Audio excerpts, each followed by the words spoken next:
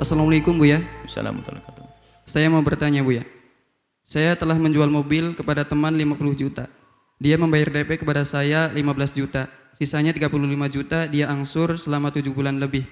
Sebulan 4,5 juta. Setoran dia sama saya itu cuma 1 bulan aja. 3 bulan dia nunggak. Sudah diperingatkan tapi dia cuek. Terus saya tarik mobilnya. Tapi dianya tidak mau datang di rumah, beri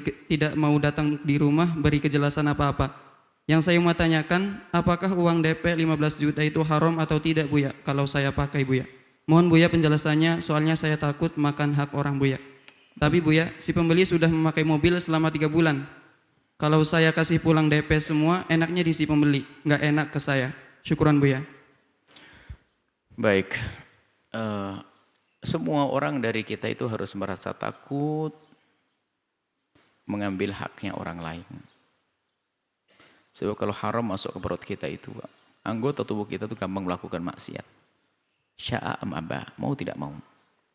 Maka menjadi orang yang punya rasa takut itu penting, seperti Anda yang bertanya. Takut makan haram dan sebagainya. Harus semuanya, bukan Anda saja. Semua dari kita harus semacam itu. Baik, kemudian masalah DP dulu deh, satu-satu nih.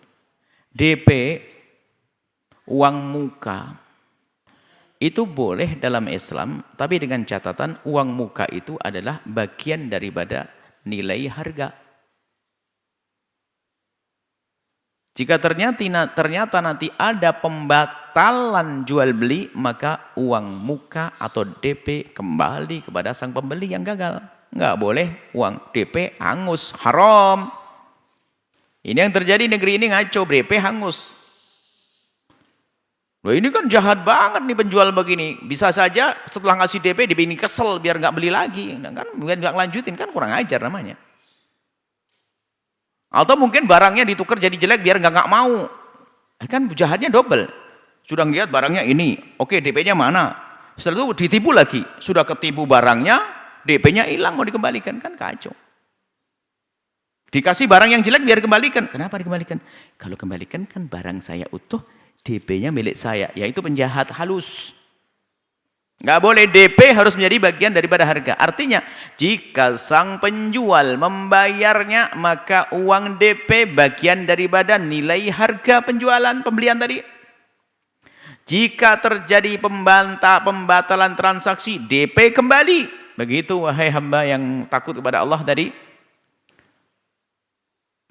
Nah, intinya dia menjual mobil, yang pertama menjual mobil sebagian kontan yaitu dengan DP. Jadi DP itu sebagian kontan. Jadi jual beli sebagian dibayar kontan yaitu DP-nya, sebagian adalah dibikin ngutang yaitu kreditnya. Sah.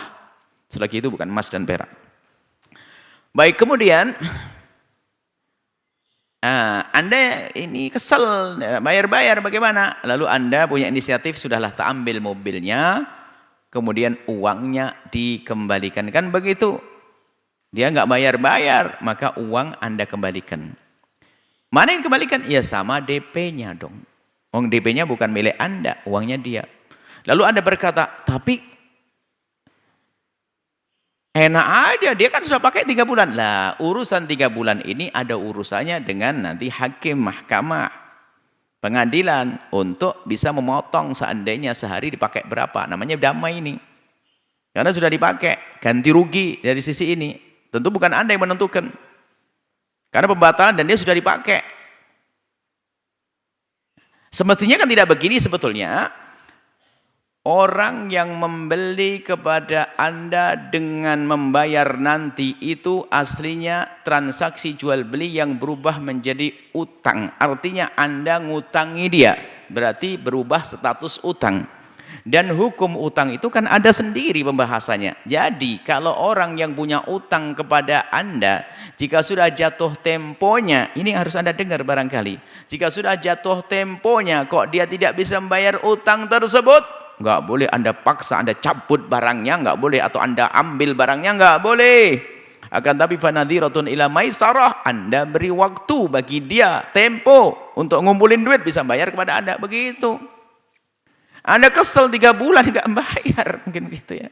Anda kesel, tetap saja nggak boleh kita main cabut begitu. Sebab dalam Islam tuh pinjam meminjam tuh indah. Sebab orang yang nggak mampu membayar karena fakir nggak boleh dipaksa harus mencuri untuk bayar utang, korupsi untuk bayar utang nggak boleh. Selagi orang itu benar-benar tidak mampu dan tidak punya uang untuk membayar utangnya, maka orang itu nggak dosa. Yang dosa adalah punya duit pura-pura nggak punya duit, berarti dia niat fakir. Lihat, nah, orang punya utang kepada orang yang meminjaminya. Sudah dibaikin, tak taunya giliran waktu membayar dia ogah-ogahan. Padahal duit ada. Wah, dia sebentar lagi fakir, nyungsep tuh manusia. Kurang ajar itu orang. Ada orang bayar utang tuh gayanya begitu. Padahal duit sudah ada, sudah dikocek, dijemput, giliran ditagih sudah marah. Gak usah, gak kasih, kurang ajar tagih. Padahal saya mau ngasih.